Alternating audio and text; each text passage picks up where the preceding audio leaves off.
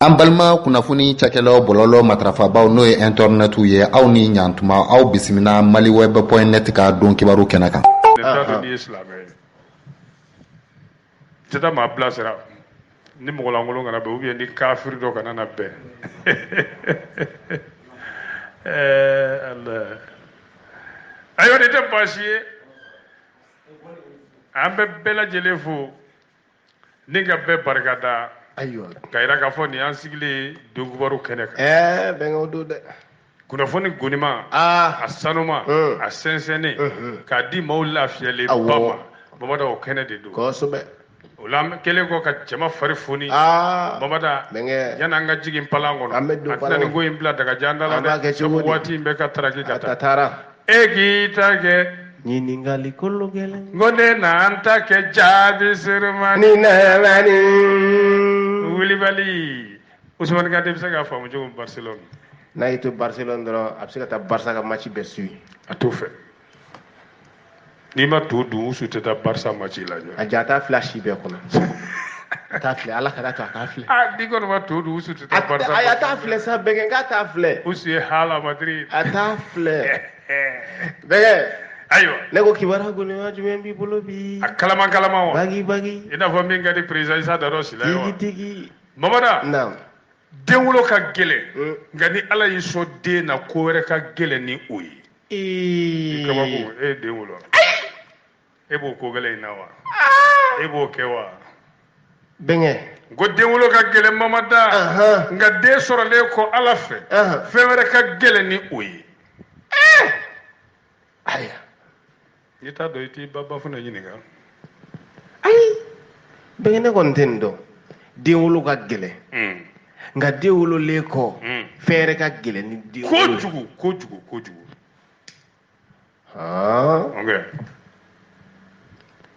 aya bɛnkɛ an tɛ nin bila dagirindala bilen ne nin ɲininka o ayiwa mun ka gɛlɛn ka tɛmɛ den wolo kan de den wololen kɔ bɛnkɛ o fɔ an ye k'o f'e ye ten awɔ ɲaama sa bɛnkɛ n b'i deli sa muk fo n ka mun k'i ye derewu i b'a dɔn fo n'i ye dususuma dɔɔnin bɛ yan n'i y'o d'i ma i da la teliya o ale t'i dɔgɔya hali kutuni ɲɛ kelen a b'a ka baara kɛ kosɛbɛ n'i y'o ta kutuni ɲɛ kelen siɲɛ 3 tile kɔnɔ sɔgɔma ni tilegan ani su fɛ i bɛna da tuma min n'i tɛ dumuni wɛrɛ kɛ tuguni n'i y'a ta Bamada baara banna pewu n'i y'o ta den wolo ka gɛlɛn den sɔrɔlen kɔfɛ mun ka gɛlɛn n'a ye tugun mun bɔr'o la inshallah n b'a ɲɛfɔ bisimila Sikaso a n'a lamini tɛngu dogo ni dɛmɛ ɲɔgɔn dogo bolomada dogo aw minnu tulo ɲagalen jɔlen don nin ye kunnafoni duman ye kunnafoni kɛrɛnkɛrɛnnen min n'a kɛn bɛ sababa ye kɛnɛ dogo dagabana fura min bɛ n'aw kun b'a kuma mɛn n'aw ma dɔ sɔrɔ aw kɔrɔ o kuma o kɛn filɛ ka dugu minɛ wa a b'aw bolo kɔrɔ an ko a ma ko dususuma furaw ka cɛbale dususuma maa minnu ta ye furudimi ye n'a kɛn bɛ k'a tigilama sɛgɛn a tɔɔrɔ b'a bolo dusukun bɛ chauffer i n'a fɔ tasuma sigi b'a la mun bɛ n'u ja bɛ tigɛ walima bɛ girinti waati bɛɛ ka taa se kɔnɔja banbali bɛ maa minnu na a ye kolokolo aw kana dususuma nɔfɛ a sasilama o ye 200 ye mugulama de don an bolo dususuma ale ye banaw kala ye an bɛ don min na ko bi a ye wuli bi bɛɛ aw kana dususuma nɔfɛ k'a ka aw ka banaw fura ye dususuma ala k'an dusu suma a bɛ sɔrɔ min Mali kɔnɔ ani Mali kɔ kan Bamakɔ dususuma bɛ sɔrɔ 66 99 14 43 Madame Fofana Fune Touré. Gabon, Libreville, 77 51 82 51 Omar Kida. Sénégal, 77 553 65 32 Bassirou Touré. Brazzaville, 05 328 69 48 06 692 18 18 Papa Silla. Malta, plus 356 77 62 22 45 Ismaël Diallo. Côte d'Ivoire, Abidjan, 09 31 51 01 BBK Le Lion Adjamé. Angola, 947 516 527 Oumar Mbaye Diawara. Mauritanie, 33 15 29 23 Hamadija. Gambie, 348 51 62 Yacouba Keita. Guinée équatoriale, 222 46 72 63. Kassim Thierro. Burkina Faso, Orodala, 64 87 75 17. Youssouf Sidibé. Yuri, 78 82 94 47. Youssouf Samassa, deuxième adjoint au maire. Commune de Simbi, 75 29 21 66. Sadio Sissoko. Franci, 06 51 51 66 26. Sirantou Bakary Dramé. Franci, 06 42 46 25 50. Bandjougula Moussa Konate. Espagne, 632 72 34 90. Ousmane Kanté, Barcelone. Italie, 331 458 79 27. Ismaël Silla. New York, 646 468 64 17. 646 204 54 56. Adama Sangare Simbo. Envoi courrier en Afrique. Transfert d'argent. Shipping. Dususuma alaka an dususuma. Mina rabbi alaki ka dugawu minɛ. Mina. Bi dugawu minɛ do alaka minɛ. Mina ya rabbi. Bɛnkɛ y'a fɔ cogo min na. Ko bɛ dɛ. Bamada yobugongaw k'u sigi. Awɔ. Sɔɔni dɔrɔn. Sɔɔni. Fura bɛ se yobugo. K'u banba dɛ. An balimakɛ Musa Tangara. Tangara. N'an ye numéro di sa mɔgɔw bɛna wele fura ma da tigɛ. Ni fura dara tigɛ. An bɛ numéro cun. Ni tile fila in dɔrɔn kɔnɔ. Ni fura sera tigɛ. Kana siga. Bamada an bɛ numéro di maaw ma. Ni n'a ka yɔrɔ man jan yɛrɛ a bɛ taa d'i ma. Baara banna. Ni mago bɛ den hakɛ min na a Musa bɛ taa d'i ma. Musa Tangara. Bamanan an b'a fɔ. Tangara tɛ fila de yan. Ayi dɛ bamanan. Segu bamanan 5 Tangara b'a la o. Bamanan ye 5 de ye Tangara b'a la dɛ. Jumɛn ni jumɛn. Kulubali. Kelen. Tarawele. Jara. Buwarɛ. Tangara. Kelen bɔ a la. Tarawele. I bɛ ɲininka ka jumɛn bɔ a la de. Ka jumɛn bɔ a la. I bɛ Jara bɔ a la. D'accord. Jara tɛ sokɔnɔ fɛn. Ok. Ne fana b'a fɛ k'i ka 2 bɔ a la. O ye jumɛn. Tangara ni Buwarɛ. N'u don bɔra la bamanan yɛrɛ bɛna sɛbɛn bilen. Kulubali. Jara. Tarawele. Ayi ne Jara bɔ a la. Tɔ bɛ to Kulubali. Tɔ bɛ to Kulubali. A yɛrɛ ma diɲɛ bamanan yɛrɛ ye Kulubali de ye sa. Bɛɛ somɔgɔ dɔ ye Kulubali. O ye tiɲɛ. O tuma de an tɛna nin bila daga jan da la. Abada. An ka taa n'a ye joona joona. Maaw ka nimisi wasa sɔrɔ kunnafoni laban minnu bɛ yen bi. Bi dɛ an k'o da maaw tulo kan. Kosɛbɛ. Bisimila. Mais ne ko farafarali bɛ diinɛ jumɛn kɔnɔ dɛ. Silamɛya diinɛ. An bɛ don min na i ko bi. Min. E kan tɛ Mali la yan wa. Mali la yan wa. 2 points. La puissance d'une religion divisée en son sein. Nin kɔni ye nanzarakan ko ale dalen ɲɔgɔn kan k'a sɔrɔ bɛnkɛ n'i y'a walawala bamanankan ɲɔ ɲalen na maa tɛna maa ɲini k'a k'u la tuguni e ta kɔfɛ. Mamada dɛ ko nin diinɛ girimanba in nin diinɛ belebele in ko farafarali bɛ ka don a kɔnɔ. Cogo di. Malijɛti y'a fɔ cogo min. A walawala. Ko jateminɛna dɔw y'a fɔ k'a fɔ k'an bɛ don min na i ko bi malidenw na 100 o 100 90 ye silamɛ ye a tɔ 10 o de tilan bɛ k'a dɔn kerecɛnw ni diinɛ wɛrɛw ni ɲɔgɔn cɛ hali n t'a si la o olu bɛɛ b'o la ani misiw ko hali n'a sɔrɔ sa o fanba in de ka bon 90 kuru Mamada ko silamɛya diinɛ belebele k'a bɛ ka fara ka kɛ bolofaraw ye dɛ k'o t'a la kojugu ye dɛ wa bolofara bɛɛ n'a ka diinɛ ɲɛmaa don chaque branche a son guide. Sikei a walawala. O la sa Mamada o lieu que u bɛɛ ka ɲɔgɔn sɔrɔ silamɛya in kɔnɔ ten kelen pe a banna ko maa caman de b'a fɔ ne ye nin ye ne bɛ nin bolofara in na yanni u k'a fɔ fɔlɔ ko ne ye silamɛ ye. Mamada o jaabi bɛ kɛ mun de ye sa n'an taara o bolo in kan jaabi wɛrɛ t'o la farali kɔ kuluba kelen kɔnɔ n'o ye silamɛya diinɛ ye n'o dun kɛra sinayaw de bɛna sa bolofaraw ni bolofaraw cɛ ko nin ko in de bɛ a bi san caman bɔ nka a bɛ k'i kun bɔ kɛnɛ kan sisan ko ne d'an bɛɛ dan b'a la o a ka gɛlɛn i ka jɛkulu ye komi silamɛw bɛn ni keleya ni fara ɲɔgɔn kan na lawale la dɛ ko i tun tɛ bari fiyewu ka silamɛw faralen ɲɔgɔn kan yɔrɔ kelen ko nka n'i y'o kɛ bi ko min ni min bɛ bolo farala olu de na t'u sigi ɲɔgɔn kɛrɛfɛ k'u ka barow kɛ ɲɔgɔn fɛ k'a k'i komi dɔ in bɛ diinɛ wɛrɛ de la sabu n'ale ka taabolo tɛ n'i y'o diinɛ bolofara ninnu lajɛ an fɛ yan sa an bɛ se ka damadɔnin fɔ a la i kosɛbɛ fasiriba y'a fɔ cogo min babada o kɔrɔ tɛ ko an da ma se minnu tɔgɔ ma k'olu tɛ bolofara dɔ ye dɛ an b'a la dɔw de fɔ o la i b'a ye sunamaw ka taabolo bi sufiw ka taabolo bi malikiyaw ka taabolo bi tijaniyaw ka taabolo bi siyahaw ka taabolo bi ansardin ka jɛkulu bi o n'a ɲɔgɔnna caman etc. a ɲɔgɔnnaw ye ayiwa an da sera nin bolofara minnu ma sa babada dɔw b'o dafa olu b'o dafa cogo di minnu bɛ fara olu kan k'u n'u dɛmɛ hali n'an ti hakilina kelen an n'aw dɛmɛ aw kungo la k'o fana bɛ yen dɛ ko nka i bɛ taa sɔrɔ a caman de kɔ donnen don ɲɔgɔn na u ka ɲɛmaw yɛrɛ n'o y'u ka diinɛw ɲɛmaw ye olu bɛ kɛlɛ sumalen de la u ni ɲɔgɔn cɛ ani minnu b'u nɔfɛ n'u b'u yɛrɛ wele k'u ka tɔndenw babada k'olu de b'u dogo ji jukɔrɔ ka ɲɔgɔn kɛlɛ ka ɲɔgɔn buruja classe o tɛ buruja ye ka ɲɔgɔn buruja tile kuru bɛɛ longueur de jour diinɛ min n'o ye al-islam min ye lafiya diinɛ ye kɛ ɲɔgɔn fɛ diinɛ ye yafa diinɛ ye mamada ko de bɛ taala nin bolo in kan dɛ kiti bari fiyewu k'a ye bɔlɔlɔsiraw kan silamɛw yɛrɛ dama u bi bɔ yɛrɛ yira kɛlɛ la k'u ka ɲɛmaa n ka ɲɛmaa ye nin ye n ka ɲɛmaa ye nin ye k'olu kɔ kɛlɛ kɛ bɔlɔlɔsiraw kan ko ka n'a fɔra ko ka diinɛ yɛrɛ kɔkɔrɔma don ka diinɛ kɛlɛ kɛ dɔrɔn k'i bi maa damadɔninw de bɔlen ye ten min ka jugu n'o bɛɛ ye ne den o de ye ko hali denbaya dɔw kɔnɔ a tɛ ku i la ka kuma diinɛ ɲɛmaa dɔw ka kuma jugu la ni dankari ma k'i la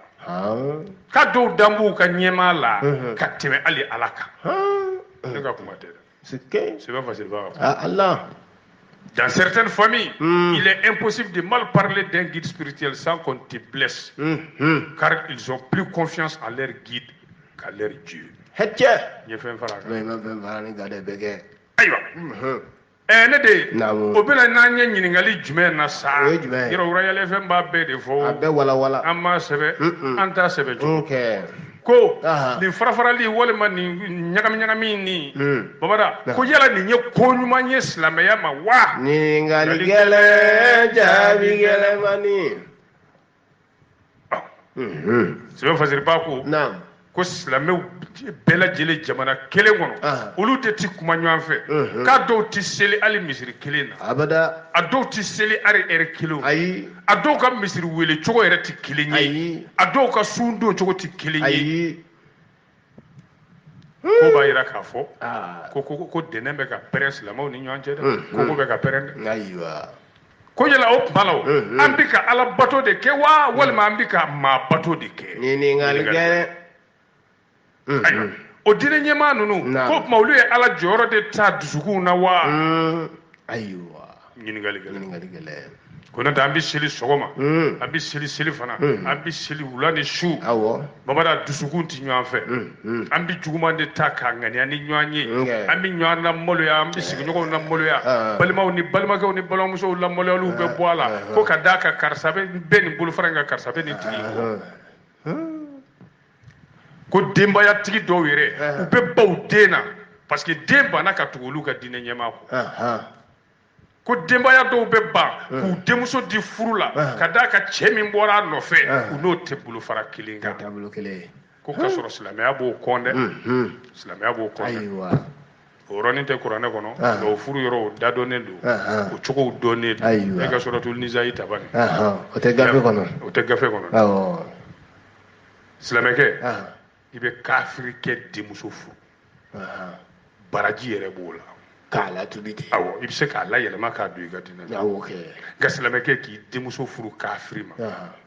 hali i ka seli dabila n'a y'a yɛlɛma ka diinɛ la don ni ko ninnu jɛlen don ko nka denbaya dɔw de bɛ ban k'u den di karisa ma silamɛ don dɛ ko mɛ a n'olu tɛ taabolo kelen ye u b'a dɔn silamɛya b'o kɔnturu la babada ni ɲininkali in kɛra sa o tuma la an bɛ jaabi ɲini de kɛ a ko la mun de kan ka kɛ walasa fiɲɛ ɲuman ka ci silamɛw ni ɲɔgɔn cɛ mali la fiɲɛ ɲuman in tɛ dɔwɛrɛ ye bɛn ni kelenya ɲɔgɔn kanu ni ɲɔgɔn minɛ bɛnkɛ o tɛ to k'a fɔ k'an ka ɲɔgɔn minɛ ko juruba kelen wa voilà ko juruba kelen de a bɛ yan o la sa o bɛna ko n'i ye diinɛ ɲɛmaa dɔw yɛrɛ ka taama boloda y'u ye u ka agendaw ye k'i b'a ye k'a fɔ n'u ye voyage 100 kɛ wajuli de ka ca kɔnɔ ni ci wɛrɛw ye o tuma ko fɔ ko kɔlɔsi ka kɛ wajuli kɛcogo de la c'est à dire wajuli kana kɛ sababu ye e k'i diinɛ ɲɛmaa dɔ ka taabolo la gosi k'o buruja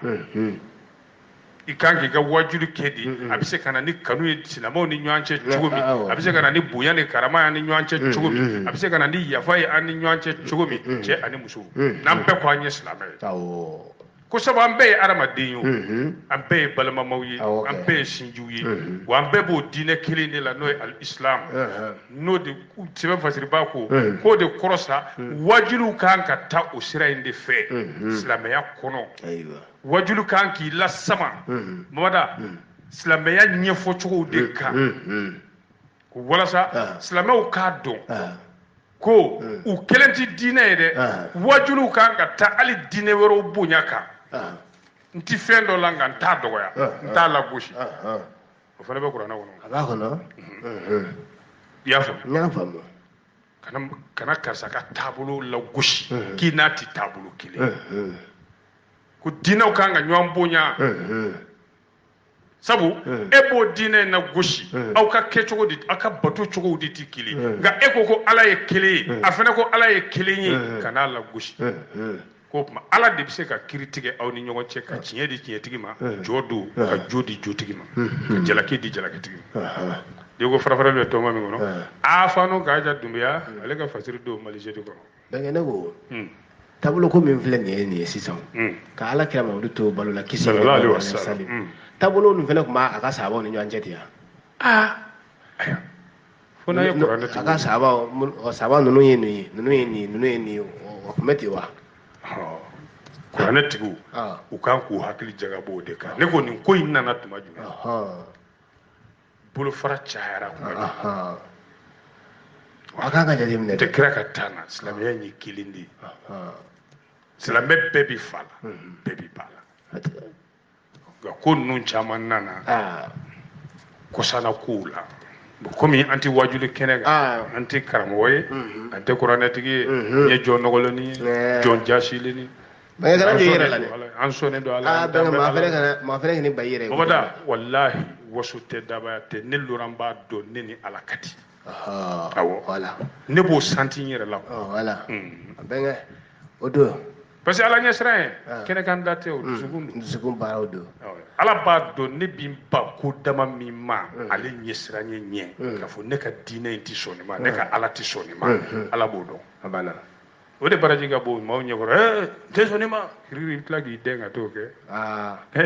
o ma ɲi dɛ bamanan ne ko fɛn fɛn ma kɛnɛ kan n tɛ nin kɛ dugu la kana siga n t'o kɛ a banna bɛnkɛ ne ko Asimi ka discours a bɛnna bɛɛ ma wa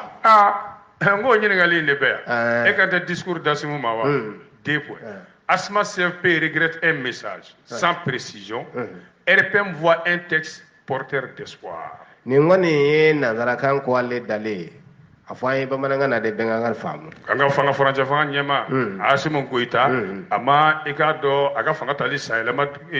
kumaba kɛ o don a discours kɛ wa politique tɔn dɔ bɛ yen Asma CFP n'i ma fili ale ɲɛma kan ka kɛ Buwe de ye k'olu nimisara kunnafoni na sabu ko kow ma lajɛya a kɔnɔ o y'olu ka yeta ye ko jumɛn n da bɛ s'a ma RPM ko k'olu ye kuma ninnu ye a bɛ na ni jigiya kumaw ye maa bɛ se k'a fɔ jigiya jumɛn n bɛna n'o ye maa bɛ se k'a fɔ ko bɛɛ bɛn n'a kan Maliyabu de ye nin fasiri an ka fanga furancɛ fanga Mamada n den min ka wusa ni den bɛɛ nka ni n sɛbɛkɔrɔ dimi b'a kɔrɔ bi o de tɛ n tɛ se k'a tɔgɔ bɔ n ka du karinɛ la o de tɛ Asimu Lora Jagi Goyita ye wa i y'a tɔgɔ bɔ a la ayi dɛ n b'a fɔ k'i y'a tɔgɔ bɔ i ka du karinɛ la n m'a bɔ a la dɛ a bɛ segin a kɔ den min don e ɲɛna k'a ne ye kelen ye wa a fana ka segin kɔ kɛ bɛnkɛ n'a seginna a kɔ ne bɛ segin kɔ ne ye den fa min ye ne man jugu i man jugu dɛ an b'a tɔntɔnkɔrɔba fo yan Mando Goyita an b'a fo musée la yan k'a Goyita Babada naam o kɛra ka fanga tali sayɛlɛma ye bɔra ka kuma ko muso i kɔrɔ ni ma fili babada waati min na i bɛ ka ye wala sɛmɛ ale mana fanga la sa wa bandaw kɔfɛ a ka discours kɔnɔ sa a ye hakililajigin kɛ ko hami min b'ale la fɔlɔ bi o de ye jamana lakanani ye ani ka kalafili lafiyalenw labɛn bɛɛ bɛ se ka daminɛ nka parti politique dɔw bɛ yen i n'a fɔ Asuma n'a ɲɔgɔnnaw olu ko k'a ma se k'olu lasɔn dɛ a ka discours m'olu lasɔn ko ka d'a kan farafasiya caman n'olu t'u sigi bɛ k'a kɔnɔ ko olu m'o ye discours nin kɔnɔ olu tun b'a fɛ cogo di nka RPM kana kɔrɔtɔ ma i kɔrɔtɔra sanfɛ fɛn t'a la ma a b'a kun siɲɛ a bɛ kɛ babada nka RPM n'o tɛ hakilina kelen ye ayi o tɛ RPM ka faamu cogoya ye Asuma CFP i ma ɲininka ko y'a ko munna a m'u convaincu wa ko k'olu kɔni tor'u negela la ten sa k'u nege ma da ka discours nin lamɛn ko olu m'u wasala yɔrɔ sɔrɔ a kɔnɔ ka d'a kan a kɔni ye kumabaw fɔ nka a ma kɛ donbaw fɔ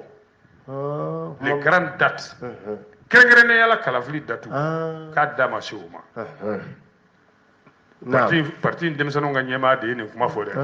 secrétaire national de la jeunesse du parti Asuma ayiwa ko Asima kun kan ka tɔn min kɛ mun kan lakana tiɲɛ don Mali dugukolo fan bɛɛ kan k'a tun kan ka fɔ fɛɛrɛ jumɛnw taara o kama ko nka olu tun b'a fɔ n'a tun ko k'an ka sɔrɔdasi caman ta ko ka d'a kan olu ka yeta la Mali dugukolo bonya n'i y'a lajɛ a bi bɛɛ kilomètre carré miliyɔn 1,241 2,241 ani 238 superficie 1,238 kilomètres carrés ko o dugukolo in ka bon surasi hakɛ min b'an bolo ma bi o kɛra Asuma jeunesse président ka kuma ye i b'a tɔgɔ dɔn docteur Mahamadou Dabou Traoré fɛn min ye RPM ye sa olu fana ye discours in lamɛn o olu ka secrétaire politique ko Asimu ka discours nin k'a bi jigiya la kumaw de lase maa ma k'olu kɔni vraiment discours nin diyara olu ye olu y'a ye k'a fɔ hami min bɛ Asimu na bi o de ye ka maliden bɛɛ fara ɲɔgɔn kan ko sabu olu yɛrɛ bolo n'an bɛɛ farala ɲɔgɔn kan o de b'a to an bɛ se ka gɛlɛya in wuli ka bɔ an kan k'ale kɔni bolo Asimu ka cikan nin n'o ye discours nin k'a ɲɛsinna maliyɛn kelen kelen bɛɛ de ma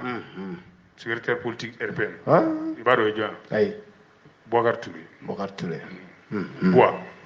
dɔw ko Bob ayiwa nka bɔlɔnkɔnɔnaw la Bamakɔ sa maliyɛn caman de kɔni bɛ k'i yɛrɛ ɲininka ko yala baara belebele minnu bolodalen filɛ kɛrɛnkɛrɛnnenya la Sogɛl ka plan d'action du gouvernement kɔnɔ k'a baaraw bɛ se ka kɛ yanni fangacɛ fanga in ka ban wa o kuma de bɛ bɔlɔn kɔnɔ Bamakɔ bi an y'a sama ka bɔ min studio tamani.org bɛnkɛ ne b'o de fɛ e ye n ko ji sɛnsɛnnen min ka di nka ni kunnafoni walawala bɛnkɛ a b'i faamu dɛ ko vieux Kɔtigi Tarawele ko a ko an b'a fɔ bamanankan jɛlen min na k'o ti dan to ale la donc an b'o de mɛn o an y'o de ye nka hali n'an ye bamanankan fɔ maraka b'a faamu bɛnkɛ hali an ka bamanankan siniwaw b'a faamu bɛnkɛ siniwaw bɛ to k'an ka dɔnkibali commenter foronto bɛ da la bɛnkɛ ka ji di ma i bɛ essence de di yan bɛnkɛ dɔw kɛra bɛ tasuma gɛrɛ a la dɛ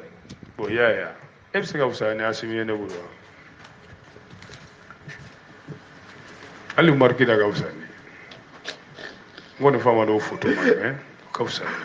Umaru Kida kan ka surprise de k'i la quoi surprise ye mun ye k'i wele dɔrɔn ka fɔ ko bon mon père nana katikati dɔ d'i ma komi i ka wotoro ni sɛgɛnna non Orange Money ka katikati sɔngɔ ci ma Orange Money la bɛnkɛ n'o kɛra sigi bila katikati sa mais c'est ça hali ni ye falenikurunin kelen san k'a tɔ kɛ ko wɛrɛ a bɛɛ tɛ yɛlɛ falenikurunin mun fɛ a bɛɛ tɛ yɛlɛ kan fɛ yan a bɛɛ tɛ taa ni maa ye wa o tiɲɛ n bɛ wotoro kelen san bisimila bɛnkɛ ne an bɛ don min na ko bi i bɛ ka yɛrɛ kibaruya awɔ ne fa kɔni jamanakuntigi kɔrɔ ayiwa o ɲininkali in de fana bɛ yan dɛ un an après le push que devient Ibrahim Boubacar Keïta wala ne nana k'a fɔ bamanankan na ko san kelen a ka fanga dafirilen kɔfɛ ko El Hadji Ibrahim Boubacar Keïta a ka lahala bɛ cogo di bi n bɛn'o de walawala bɛnkɛ lahala ni walawala an ye dɛ mali webu goti ora ni ya sangele i ka dɔn i bɛ ka ti bɔ ka kuma jama la ayi a ti kuma baw fɔ jamana kuma so baw la ko n'a t'a ka so bamakɔ ye a b'a ka waati jan caman kɛ Abu Dhabi awɔ Abu Dhabi o taama ninnu kɔnɔna la a b'a ka kɛnɛya kɔlɔsi nka o bɛɛ kɔfɛ o i bɛ ka yɛrɛ ka lahala bɛ cogo di bi tɛ ko maa bɛ se k'a wele ko sokɔnɔma maa basigilen a b'a ka so yen de Sibeni kɔrɔ ye Bamakɔ quartier dɔ don a ka so dagabana in bɛ yen de i bɛ ka a ka fanga dafirilen nin y'a san kelen k'a ye ɲɛda kura ta dɛ i b'i bari ka tuma dɔw la i b'a ye ekɔlidenw ka lunɛti jɛmani bi kɛ a ɲɛ la maa kalannenbaw ka lunɛti jɛman awɔ f'a ɲɔgɔn bɛ mun f'a ɲɔgɔn fili ɲɛ la nin voilà comme on est des intellectuels bamanan a kɛn bɛ ka bongosi jɛmani bila o sɛbɛkɔrɔ korilennin don ni o bɛrɛnin bɛɛ tɛ tɛgɛ a bonbon kɔrɔlanin ma fo n ka taa sama o ma don bamanan wa a ka fini don ta couleur min ka d'a ye i b'o dɔn wa jɛman o ye tiɲɛ a bɛ to ka farafin duloki bugu jɛman de don ayiwa ko maaw yɛrɛ y'o ye a n'a furumuso bɛ jiginna ka bɔ avion kɔnɔ o ja bɔra bɔlɔlɔ sira caman kan o tɛ ne denmuso ye an bɛ Mayiga a bolo da b'a kan na i b'a fɔ k'u ye ɲɔgɔn dɔn kunun de duuru dɛrɛnin walasa ka yira k'a fɔ ne ta de ye nin ye a bolo b'a min kan na k'a yira ne ta de ye nin il a tient par l'épaule pour marquer son terrain mamada o ja in ye bɔlɔlɔ sira caman munumunu maa caman ye o ye o tuma la kabini a kɔni bɔra fanga la mamada maa ma kumakan mɛn dɛ a y'o de wajibi a yɛrɛ kan mankun a kɛrɛfɛmaaw de bɛ se k'a ka lahala f'i ye nka kuma t'a n'i cɛ a bɛ mun kɛ sisan n'a dun bɛ so kɔnɔ mun ka d'a ye so kɔnɔ ye mamada tigɛtigɛ n'a bɔlen kɔ a la o tɛ journal kɔnɔ dɛ to gangɛnɛma bɔlen kɔ a la o fana tɛ journal kɔnɔ dɛ min bɛ journal kɔnɔ min ka d'a ye to bɔlen kɔ safurula to sɛbɛnnen tɛ min ka d'a ye télévision ka télé filɛ ani ka gafe kalan livre lecture k'a bɛ télé lajɛ kosɛbɛ wa a bɛ livre kalan kosɛbɛ ko i b'a dɔn maa kalannen don bɛɛ kɔni b'o dɔn a yɛrɛ bɔra ka livre dɔ kalan kɔsa in na a masurunama dɔ y'a fɔ an ye dɛ ko o livre in de ye la pensée blanche Faransi balontanna kɔrɔ dɔ de y'o livre in bɔ Lilian Thuram k'o livre in y'a diya kosɛbɛ o tuma la mamada a kɔni bɛ maaw bisimila a bi i ka dɔn maaw lamɛn nka politiki o kuma wa ayi a tɛ sɔn o la ko dɔ y'a ɲininka ko président ko politiki o kuma ko non ko gafe munumunu ka ban cette page est tournée ko sisan fɔlɔ dɛ k'a y'o gafe datugu fɔlɔ dɛ ayiwa mamada ko mun ka d'a ye tugun a bɛ to ka mun kɛ a kɔni tɛ bɔ ka yaala ka caya ko ko fo n'a kɛra tuma kelen kelen a bɛ taa fanicinin lajɛ k'o ka sɛgɛn cogoya lajɛ k'o pɔsi cogoya lajɛ a fa dɔgɔkɛ fa kelen ba kelen Lora Zaki Kulubali k'a kɔni bɛ to ka taa ten ne ka ye Keyita de ye a fa dɔgɔkɛ ne m'a sɛbɛn dɛ bɛnkɛ e m'a sɛbɛn nka e y'a kalan ne m'a sɛbɛn ni n y'a sɛbɛn de n b'a kalan a bɛ taa bɔ a tɔntɔn Lora Zaki ye su kelen kelenninw na ka te min ani marabatiga mɔgɔ bɔra fanga la ani marabatiga mɔgɔ bɔra fanga la wari t'a bolo o bɛ taa ka taa e pɔsi giriya cogo di i bɛ ka fantanama tɛ e milliardaire lama tɛ i bɛ ka ninnu bɛ sɛgɛn dɔn tuguni u den t'a dɔn hali u mɔden t'a dɔn ne kɛ Mali président ye dɔrɔn kalo saba i ka tila ka coup d'état kɛ n na ka na bolofɛn minɛ n na dɛ bɛnkɛ o tɛ yen nɔ bon kalo saba dɔrɔn i kana n bolofɛn minɛ na n wuli ka bɔ kalo saba ka jan ne ɲɛ b'e la cogo min na kalo saba man ɲi e la e ka kan kɛ président ye heure saba o bɛɛ ka ɲi voilà heure saba hali miniti 30 ka ɲi siɲɛtiri tɛ tɛmɛ miniti 1 kan o n bɛ fɛnw signé n tɔgɔ la an ka comptes la non kabako don n bolofɛn tɛ minɛ ni coup d'état kɛra n na dɛ n'o don dɔrɔn tile 3 ka ɲi bamada k'a kɔni bi jɔrɔ n'a ka jamana ye n'o ye Mali ye a kɛrɛfɛmaaw de bɛ ka nin fɔ an ye dɛ olu bi purukutu ka kuma minnu mɛn a la ko waati in na k'a jɔrɔlen don ni jamana ye ɲininkali de kɛra sa ko janfanciw dun olu ye jɔn ye a kɛrɛfɛmaa dɔ ko minnu y'i janfa dun a ko cogo de la a kɛrɛfɛ a t'olu sugu jaabi o a kɛrɛfɛ maa wɛrɛ de y'o jaabi u tɛ baro la sa wa dɔ k'a fɔ sa président i janfabaw dun yan'a yɛrɛ ka kuma kɛrɛfɛ maa wɛrɛ kumana o ko faransikaw ka sɛbɛnnikɛlaba dɔ bɛ yen Voltaire Amidu Tumara Barawuli ale bɛ Voltaire dɔn Voltaire ko Voltaire kumana ko mon Dieu garde-moi de mes amis quant à mes ennemis je m'en charge o kɔrɔ wala ni kumabaw ye ka kunkolo ma bonya ka se ni faamu non garde-moi mes amis ko ala doni teriw cɛ i k'olu siribe ɲɛ dɛ fɛn min ye juguw ye olu to ne ma awɔ a bɛ mun ka jugu ni ye kumabaw de denkɛ ni walawala mon Dieu garde-moi de mes amis quant à mes ennemis je m'en charge u ma kɔn ye walawala dɛ waati t'an bolo n'o tɛ an bɛ dɔɔnin fɔ a la n'i bɛ ka kɔni n'a tɛ Bamakɔ i n'a fɔ an bɛ don min na ko bi a bɛ Abu Dhabi Émirats Arabes Unis la a taara furakɛli la ye bisimila mais nin faamuna an bɛ nɔ ka da kɛ ala k'a kɛnɛ bawo ne ko Bamakɔ quartier jumɛn fari fagalen don dɛ Bamakɔ quartier min an bɛ don min na ko bi Badlabugu mun y'o fari faga kun ye dans le quartier de Badlabugu un an après le putsch la ferveur est tombée ni ala saraka y'a fɔ bamanankan na Bamada Bamakɔ k'i min bɛ yen ko Badlabugu san kelen coup d'état kɔfɛ Bamada ko farifaga nana u la dɛ cogo di Mali web de y'a fɔ walawala i b'a dɔn Mali la salon utikalo tile 18 kana bila kunu utikalo tile 18 na ɲinan i bɛ ka fanga dafirili ye san kelen sɔrɔ o y'a sɔrɔ a ye san 7 de kɛ fanga la a yɛrɛ ye san 2 dɔrɔn de kɛ tako 2nan na dɛ Bamada fanga dafirila sɔrɔsiw fɛ ɔ san kelen o kɔfɛ sa Badlabugukaw Mamada ɲugu ni ɲaga yɛrɛ bɛɛ wulila yɔrɔ min i bɛ ka kama k'olu tilatilalen don a ko kan dɛ cogo di bɛ n ka wala n bɛna ɲɛf'i ye a fɔ n ye yɔrɔ kalo damadɔ yanni i bɛ ka fanga ka dafiri a bɛ caman ɲɛna ko M5 RFI in daminɛna Semasi siège de la o a daminɛna min nin yɔrɔ tɛ journal kɔnɔ nka n bɛ maaw bɔ fili la a ma daminɛ o Mamada a daminɛna Badlabugu de quartier Badlabugu o de tun ye ɲugu yɛrɛ camancɛ kolo ye mouvement M5 principale force d'opposition u tun b'u ka réunion kɛ min comité stratégique u tun b'a kɛ ala ma hinɛna Sumela Sise ka bureau de kɔnɔ Badlabugu o san kelen o kɔfɛ n'a ma ɲɛ ko ninnu daminɛna yɔrɔ min olu tun ye jigiya min sɛmɛ k'an na Mali kura ye Mamada k'o jigiya in bɛ ka kɛnɛ bila dɔɔni dɔɔni jigilatigɛ ye ko sabu yɛlɛmaba don u ka diɲɛlatigɛ la o yɔrɔ a waati la kalan kun jɔra ko banajugu in bɛ yen Covid-19 o tuma faculté ekɔlidenw olu n'u nɔfɛmaw olu bɛɛ de donna fara ɲɔgɔnkan in na sa Mamada ka ɲugu wuli fo ka fanga dafiri nka u sigilen tun bɛ jaabi min kan Mamada k'u m'o jaabi ye dɛ funɛkɛni dɔ de ye nin fɔ an ye Badlabugu ye Sumela Mayiga ko kɛrɛnkɛrɛnnenya la olu yɛrɛ hami fɔlɔ ye min ye n'o ye baara sɔrɔ gɛlɛya ye olu hami dɔ ye min ye n'o ye lakanabaliya ye Mamada k'u ma ɲɛtaa ye o la fɔlɔ k'o de y'a to hakilinaw caman yɛlɛmana ko tiɲɛ yɛrɛ la ladiriya la Sumela Mayiga in ko ten dɛ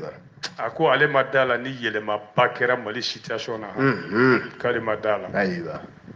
ko mais ale bi k'i b'a ye a bi ko jamana jɔlen don ten tɛku a y'o fɔ anglais de la stand by voilà arrêt total ko jamana jɔlen don ten tɛku a ti taa ɲɛ a ti taa kɔ k'a bi ko jamana bɛɛ ten de sa k'i ti ɲɛtaa ye i ti ɲɛtaa ye foyi de la i t'a tamasiyɛnw yɛrɛ ye ɲɛtaa tamasiyɛn yɛrɛ ye jamana in kɔnɔ k'o de y'u fari faga Badlabugu bɛnkɛ ne an bɛ dugawu kɛ komi dɔwɛrɛ ma kɛ san kelen kɔ fɔlɔ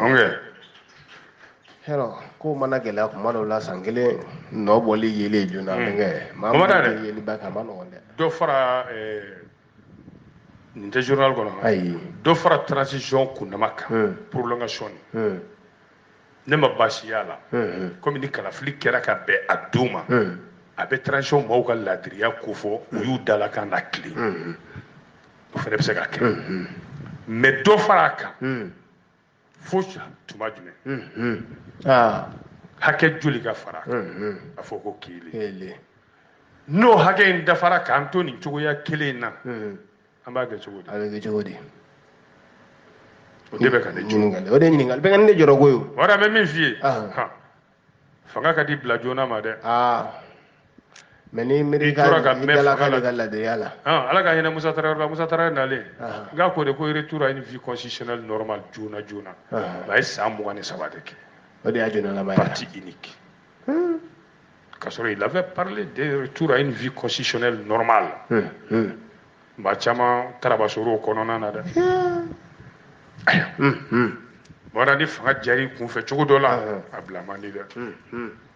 a diya b'a to a bila man di siran b'a to a bila man di ni n bɔra yan sisan est-ce que ko tɛ n sɔrɔ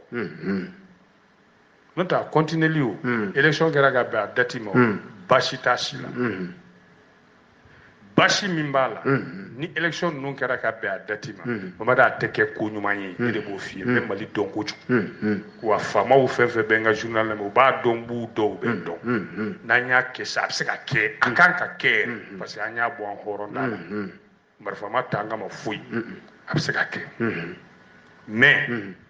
est-ce que a bɛ kɛ Mali fan bɛɛ wa Mali dugukolo bɛɛ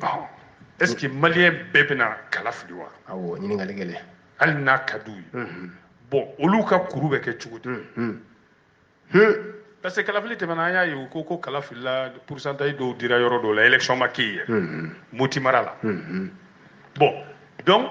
o gɛlɛyaw bɛ yen parce que jamana lakana ma sabati bon n'an ko k'an k'a to fo jamana lakana ka sabati san joli o de y'a to minnu ko ka élection kɛ sisan u ka jo yɔrɔ o de ye wa ne bɛ jo d'u ma o la n'an ko k'a to jamana ka basigi yanni san joli cɛ kalo joli kɔni tɛ o Kidali bɛ k'an ta ye san joli jɔn b'o dɔn o tuma Kidali tɛ Mali dɔ ye wa Moti mara camancɛ dun dugu bɛ yen an ka ɲɛma autorité yɛrɛ a tɛ ko autorité la hali k'a fɔ n tɛmɛtɔ don dugu dɔ defu ma taa kɛ Tumutu u ye dugu dɔ defu localiser ka taa kɛ Tumutu bon ni kalafili kɛra o condition na bɛɛ tɛna kalafili bon n'an ko d'accord an ka to fo territoire bɛɛ ka basigi i ye kuma nin faamu yanni waati jumɛn cɛ transition mɔgɔw k'a fɔ d'accord a ye san 3 d'a ma u k'a fɔ a ye san 5 yɛrɛ d'a ma d'accord n'o san 5 dafara k'an to nin stand by nin na cɛ ka kuma k'an jɔlen to tan ka nin ko ninnu to surtout dɔ de bɛ ka fara ko ninnu kan don o don an bɛ mun kɛ tuguni jo tɛna di minnu tun kan ka élection kɛ bon ne bolo u ka t'u dalakan kan quoi u ka t'u dalakan kan u k'a kɛ n'u y'a kɛ fanga kura min bɛ na o sera sa o ma dɛsɛ sa o olu kɔni y'u ka layidu la olu ka layidu da tɔgɔ bɛ bɔ mɔgɔw da n tɛ bada n'a bɛ kɛ ko ɲuman yɛrɛ a ma nɔgɔn dɛ bɛnkɛ bon nin ye ne ka hakilina ye bɛnkɛ nin tɛ gafe kɔnɔ ne ye hakilina ɲini mɔgɔw fɛ caman kumana n fɛ n ka privé la donc n fɛnɛ kan k'u jaabi nin de don jaabi ɲɛna bɛnkɛ ala ka si d'an ma k'a bɛɛ k'a ɲɛna ala ka jamana nin diya bɛnkɛ ami bɛnkɛ ayiwa i ko jumɛn yɛrɛ ko o den wolo ko ko den wolo ka gɛlɛn nka ni ala ye den nɔgɔya i ye fɛn wɛrɛ ka gɛlɛn ni o mun ye bɛnkɛ den ladon den ladonni bɛnkɛ ko ka gɛlɛn ni den wolo ye den wolo ka gɛlɛn nka den ladon fana ka gɛlɛn dɛ bɛnkɛ walawala ne ma nin faamu une fillette tente de se noyer après avoir entendu la voix d'une sirène a fɔ bamanankan na dɛ bɛnkɛ i bɛ ka denko min fɔ sisan cɛ min bɔra sisan k'a nana ko u ka den de tununa ko yalima ko den tununnen ma se yan Mamada den fitinin dɔ de tun bɛna to ji la a ba ɲinɛma ba bɛ dangan na ale yɛrɛ bɛ yen tellement ba hakili tara den wulila ka t'i fili ji la wa kooli ko kun tɛ dɛ a n'a kɔrɔmusonin de don o bɛ san 5 ale bɛ san 3 san 3 in de wulila ka t'i fili ji la kooli ko tɛ dɛ min don bɛna fi dɔɔnin dɔrɔn a kun bɛ to ji la a kɛra kunnaja ye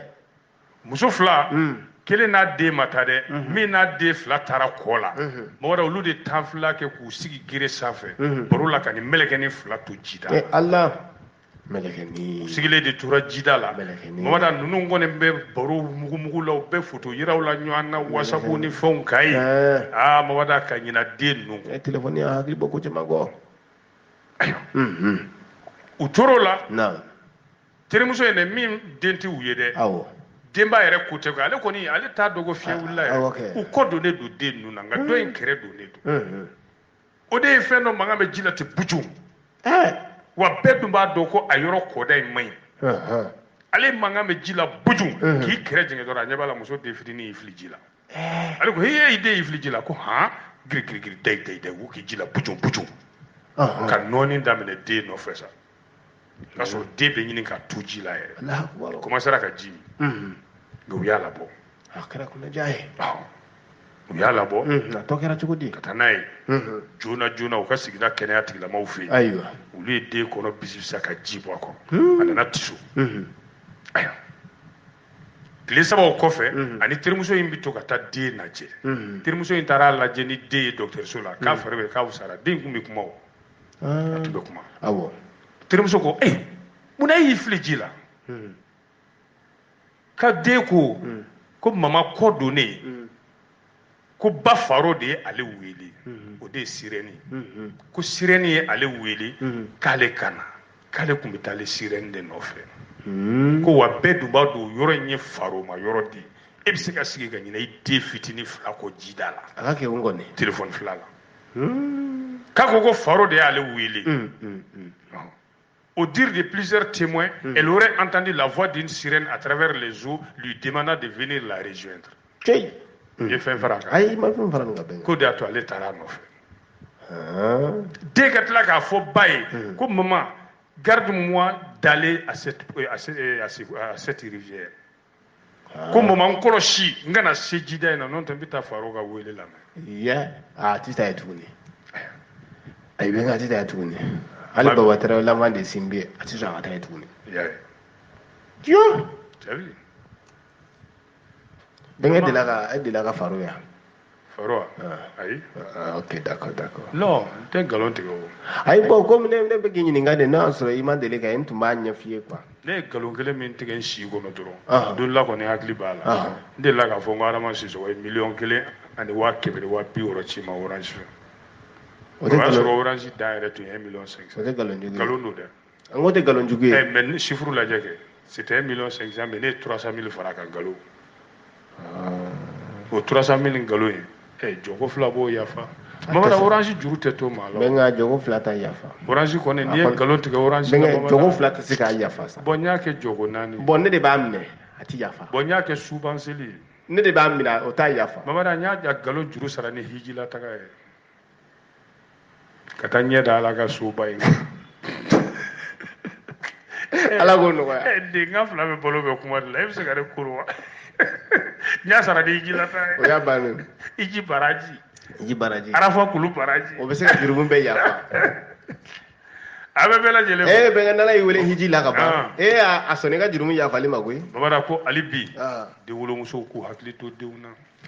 bɛnkɛ conseil ba di nin yɔrɔ la parce que i b'a dɔn an bɛ waati min na bi na bɛnkɛ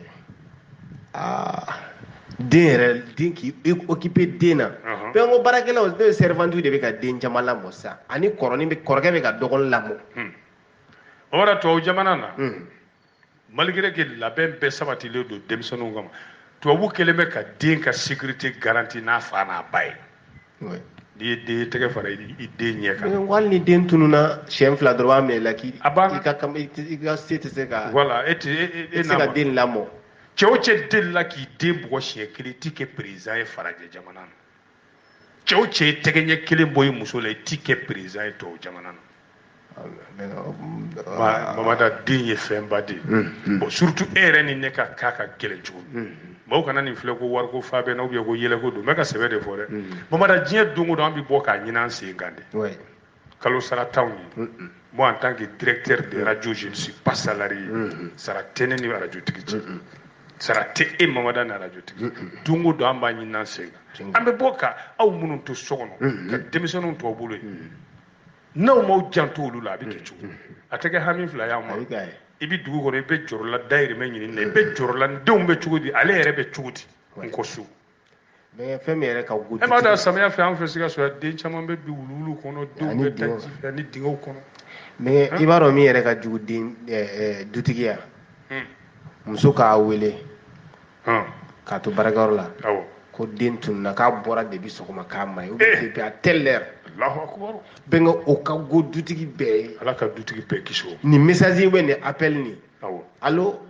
tonton papa ou koke karsa bora depuis sogoma amba folo de sanfla sa benga nga bolo be ke jie fe kasoro lame bawo ka hagetu de ni ye su fila tigɛ o la walima su saba tigɛ o la dilan na dawɛrɛ bi do dawɛrɛ bi do aw cɛ la siga t'a la den bi sɔrɔ cogo min u b'o kɛlɛ de kɛ nka den ladonni u ka sira t'o la ko ne ko k'an balakaw ka sabali bon bɛnkɛ e b'a ye ko den mana kɔrɔbaya n den tɛ n bonya dɛ a tɛ fɛn kɛ n ye dɛ e ma den ka hakɛ timɛ o ala bɛ sunɔgɔ la den fitininama y'a si bɛɛ kɛ baarakɛden de bolo n'o kɔrɔbayara e tin bɛ don o la wa ayi a bɛ tin de ala tɛ sunɔgɔ dɛ bɛnkɛ i den tin ka don i den na o fana don ala la nka n'e fana ma den ka hakɛ dafa i tin tɛ don i tin donna ala kuma ala bɛ sunɔgɔ na wa fɔlɔmɔgɔw n'u mansaw cɛ tun bɛ cogo min sisan den caman bɛ yen e m'a ye fa nɛni ba nɛni cayara san kurusinin dalen bɛ bobara sanfɛ tulow sɔgɔlen don nuw sɔgɔlen don a sisan yɛrɛ cɛ ni muso tɛ dɔn ka bɔ ɲɔgɔn na kuma dɔw la bɛnkɛ cɛw bɛ min kɛ muso b'o kɛ muso bɛ min kɛ cɛw b'o kɛ a ma ban ni ye cɛ dɔw siri muso dɔw sirilen a dara ɲuman na politiki faransɛziw tɛ wa nanzaraw ka politikiw n'ale dɔn a fɛ ka an yɛlɛma ten cɔp ka bɛɛ fili yɛrɛ ma fɔlɔ a bɛ ko i la ka banni kɛ fɔlɔ denkɛ ala ka wa ne den bɛ taa sirinuru fɛ yen n'a ye tiɲɛni kɛ a sirinuru b'a ju ci ka na n'a ye ne ka so ka sɔrɔ ka ne dili bɛɛ cɛ ye den mɛ bi n'i ye den i tɛgɛ da waliden dɔ a tɛ ku i la e k'o kɔrɔ sa hali balima fa kelen ba kelen e ka den bugɔ ka filɛ ba k'a ɲɛngoya de b'i la da wɛrɛ bɛ dɔn a kuma la k'a ɲɛngoya de b'i la ko musow ka sabali u k'u janto denw na ala bɛ fɛn nafamaba de d'u ma o tuma u k'a kɔlɔsi an bɛ bɛɛ fo ka bɛɛ lajɛlen waleɲuman dɔn nin bɛ bi ta nin bɛ dansigi k'o la awɔ kɛ bi tɛ juma ye bi asafurula bi donba ye fili dɔ ma wa dɔ de ko juma k'a bɛ situmu jan dɛ hakili taara o de la wa a kɛra kunnaja ye bon ne yɛrɛ hakili tora a la ko bi tɛ juma ye parce que i ba filila ka to de tobi bi n'o tɛ to ye juma de ye ne fɛ e b'o dɔn a ye to de tobi bi quoi bɛnkɛ ne kunnajar'u la dɛ n ko ne tun bɛ e fɛ yen tilegan na e tun bɛ diya ye dɛ ala tɛ sɔn i bisimila yanni i ka se o to e fɛ yen ne ka taa fɛ fɛn min y'i kun bɔ n ka so kan bi barika da o fɛn ye dɛ o de y'a to ne y'a dɔn ko bi tɛ juma ye parce que ne to ye dɔrɔn ko n ko to tɛ tobi alamusa dɛ dɔnkibaro lamɛnbaaw aw tulo garisɛgɛ kɛra nin de o Bamara ni ala sɔnna bisu in na sumu kɛnɛ b'i sigi sumu kɔnɔ sumu a duma a tɛntɛnnen tɔn Bamara a n'a tariki dumanbaw an b'u famana min ma ni ala ka jɛ ye ni sanko ma tiɲɛ dɛ ni kurantigɛ ma tiɲɛ alamusa su ka dugu jɛ juma la sa sumu kɛnɛ a daminɛlen ni ala ka jɛ an bɛ bɛɛ fo ka bɛɛ waleɲuman dɔn ni ala ma baasi kɛ sini nɛgɛ ɲɛ 17 n'o tannan gosira an tɛ ɲɔgɔn sɔrɔ nin kɛnɛ in kan inshallah n'ala ka jɛ hakɛtu b'o la sallallahu alaihi wasallam aw maa minnu sigira ka dɔnkibaro kɛnɛ lamɛn radio Ural FM kunkan fɛ bi aw tulo garisɛgɛ kɛra min ye o kɛra nin ye Mali kɔnɔ a n'a kɔ kan an n'a fɔ ko ka an na aw bɛɛ don na nataw la radio Ural FM kunkan fɛ hakɛtu b'o la sallallahu alaihi wasallam aw tulo garisɛgɛ kɛra kunnafoni la kumaba minnu ye maliweb.net sanfɛla la o de ye nin ye ni ala ma an ka jɔnya jɔn an na a kan an bɛɛ kunnafoni wɛrɛw kɛnɛ kan